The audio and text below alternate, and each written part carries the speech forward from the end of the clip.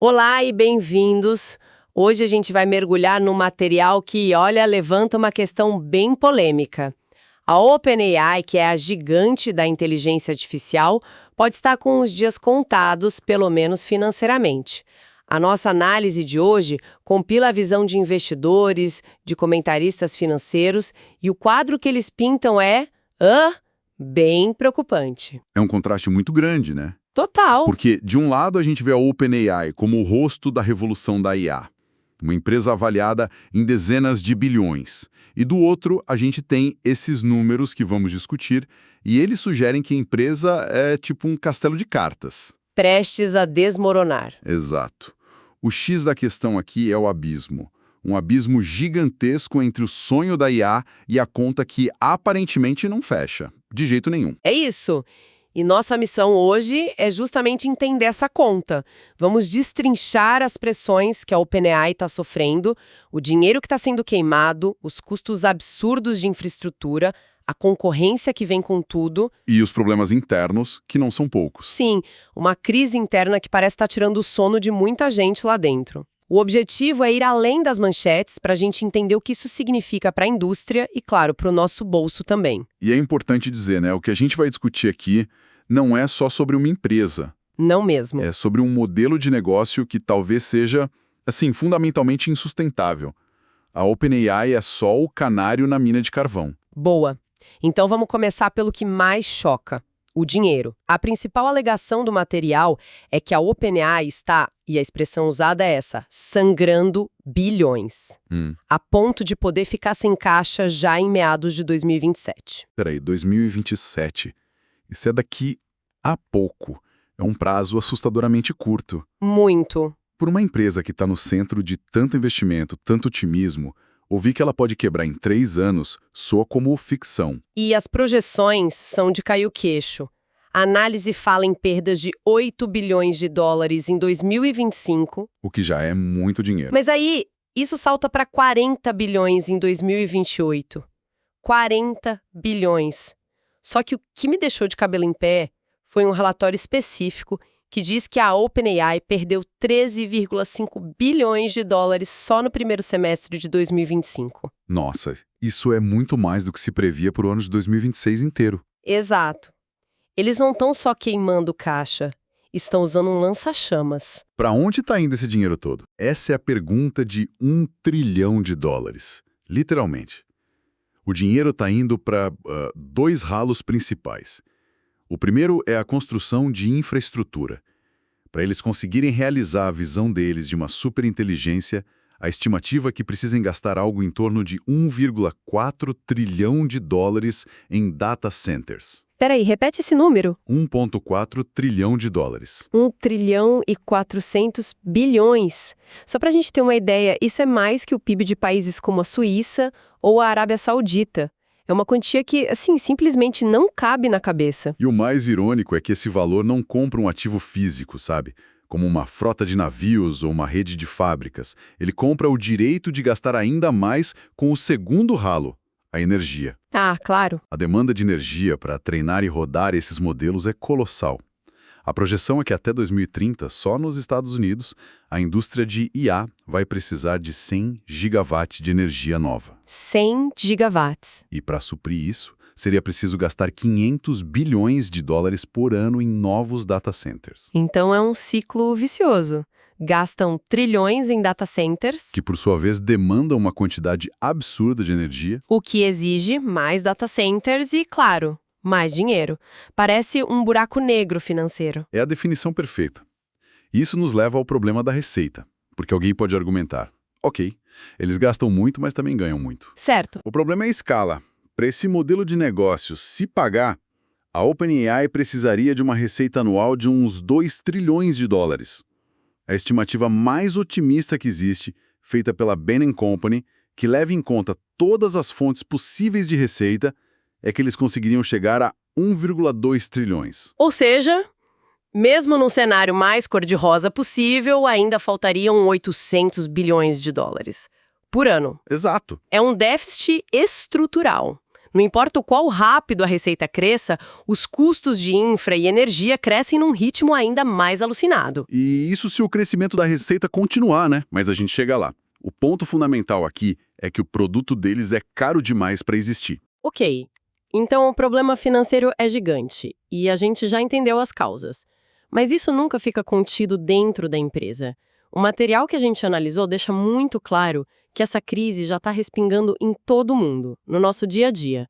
A OpenAI, na prática, deu pontapé inicial numa crise global de componentes. Exatamente. Essa corrida do ouro da IA distorceu completamente a cadeia de suprimento de eletrônicos. Não é exagero. A demanda voraz deles por poder de computação está secando o mercado de peças que todos nós usamos. E a fonte dá exemplos muito concretos. Começa com a memória RAM. Sim, A OpenAI teria fechado acordos gigantescos com a SK Hynix e a Samsung, as duas maiores fabricantes do mundo, para abocanhar uma fatia enorme da produção. o que causou um pânico no mercado, imagino. Correram para estocar. O resultado? Um kit de 64 GB de RAM DDR5 que a gente comprava por $200, $300, de repente pulou para mais de $1.000. $1.000. É uma inflação artificial pura e simples, impulsionada por uma demanda especulativa e hiperconcentrada de poucas empresas. E o pior, a previsão é que essa escassez dure até 2028. Elas estão basicamente comprando todo o estoque futuro. E quem paga a conta é o consumidor comum que só queria montar um computador para trabalhar ou jogar. E não para na memória RAM, né? As placas de vídeo, as GPUs, que são o coração da IA. O motor de tudo. Uma placa topo de linha como a 5090, que já era cara, uns $2.000, agora está sendo vendida por $5.000. $5.000. Quem é que consegue montar um PC com um preço desses? A Nvidia e a AMD já estão avisando que os preços vão subir ainda mais. É inacreditável. E o que é fascinante, é preocupante, é como isso se espalha, tipo um vírus. O material também fala dos SSDs. Verdade. Fabricantes como Samsung e SK Hynix estão cortando a produção de chips NAND, que são a base dos SSDs. A fonte cita uma frase de um executivo da Kioxia que é assustadora, de tão direta. Ele disse: "A era do SSD barato de 1 tera acabou." Nossa. E ele afirma que o estoque da empresa dele já está vendido até 2027. Meu Deus! Isso significa que tudo que usa um chip fica mais caro. Não é só o computador do gamer ou do editor de vídeo. Exatamente. Se a gente conectar isso ao quadro geral, o impacto é sistêmico. Carros hoje são computadores sobre rodas, cheios de chips. Geladeiras, televisões. Qualquer eletrodoméstico smart. A busca por supremacia em IA por um punhado de empresas está efetivamente aumentando o custo de todos os produtos eletrônicos para todas as pessoas no planeta. Não é um problema isolado do Vale do Silício, então. De forma alguma. Ok, o problema financeiro é gigante e já está respingando no nosso bolso. Mas a gente sabe que no mundo da tecnologia, queimar dinheiro rápido nem sempre é o fim do mundo se você está aniquilando a concorrência e tem um produto imbatível. A questão é, eles estão nessa posição? Ou tem mais gente chegando nessa festa? E aí a gente entra na segunda camada de problemas que talvez seja ainda mais grave. O material se apoia muito na análise de um investidor, um cara chamado George Noble, que tem uma visão extremamente cética da situação. Ele é o tipo de cara que já viu muitas bolhas estourarem, né? Exato. E reconhece os sinais. E quais são os sinais que ele aponta? O primeiro é a concorrência. Aparentemente, o Gemini 3 do Google está vindo com tudo. A fonte menciona um exemplo que eu achei muito forte. O CEO da Salesforce, o Mark Benioff, que é um nome de peso. Gigante. Ele disse publicamente que largou o ChatGPT e migrou para o Gemini, depois de usar a ferramenta do Google por apenas 2 horas. 2 horas. Isso é uma propaganda negativa brutal.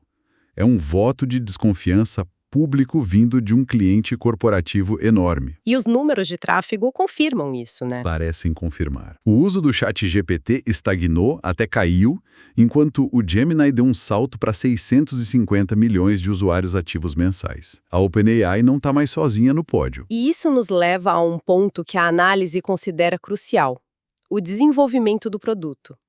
Parece que eles bateram num muro.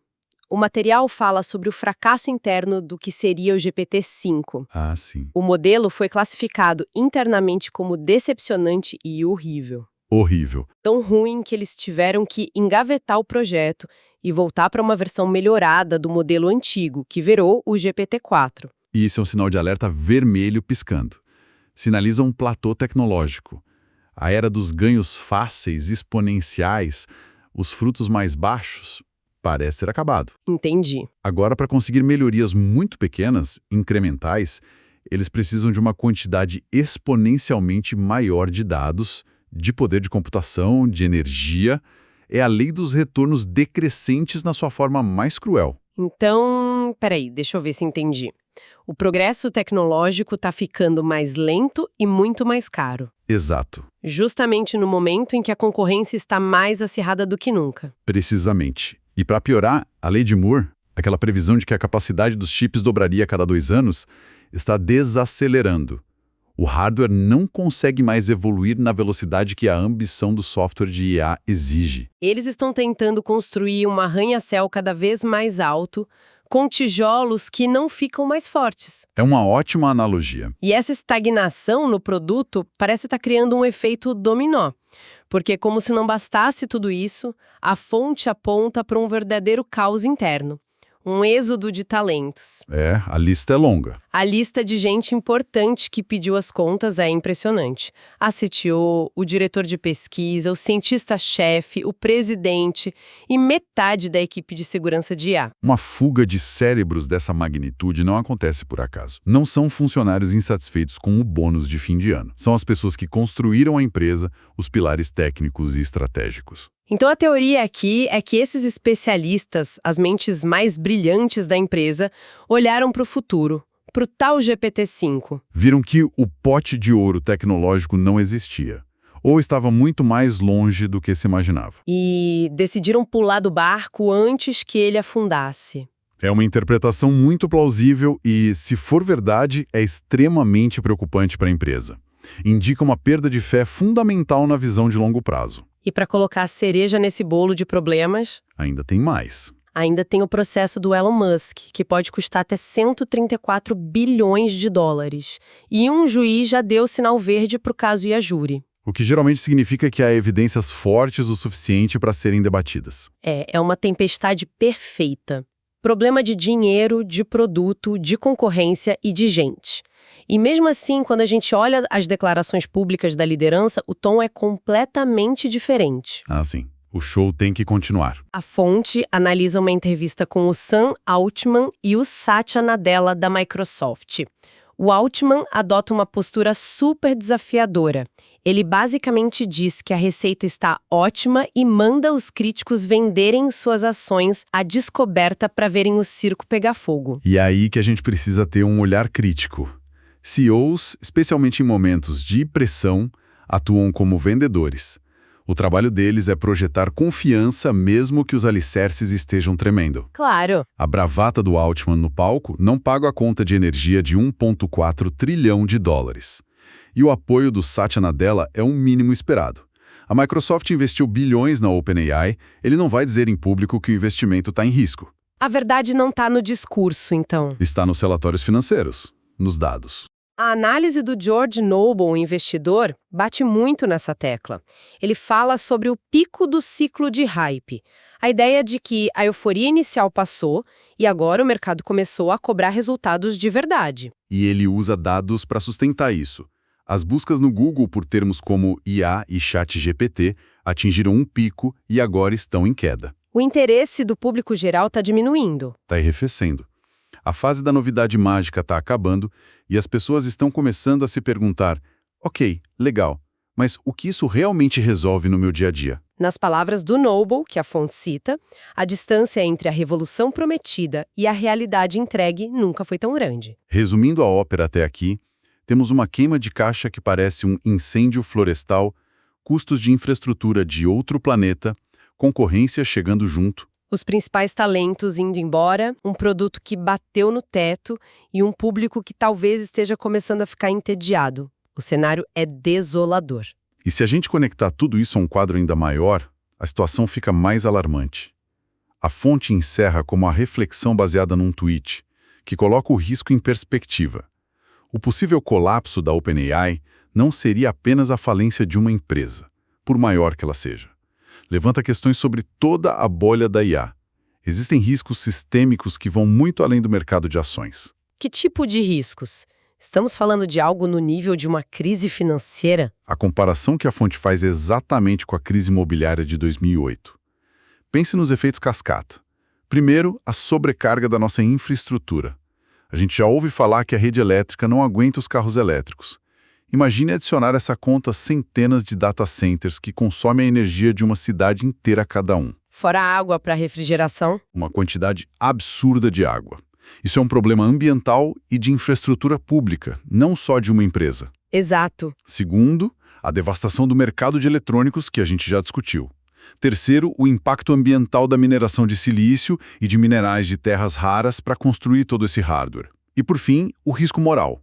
A preocupação é que essas empresas de IA se tornem tão entrelaçadas com a infraestrutura crítica e a segurança nacional que elas se tornem grandes demais para falir. E aí, se a bolha estourar, elas podem acabar exigindo resgates do governo. E quem paga a conta somos nós, os contribuintes. É um cenário onde os lucros são privados, mas os riscos e os prejuízos são socializados. Precisamente. É um jogo de roleta russa onde a arma está apontada para a economia global. O material que a gente analisou hoje levanta aquela questão clássica. Só porque podemos significa que devemos. Mas talvez, depois de tudo que a gente discutiu, a pergunta precise ser outra. O que vimos aqui descreve uma potencial crise econômica e ambiental, tudo isso impulsionado por essa corrida da IA. Isso levanta uma questão que não é só para investidores, mas para todos nós. Qual é o verdadeiro custo dessa busca tecnológica? E quem, no final das contas, vai pagar o preço se essa bolha estourar?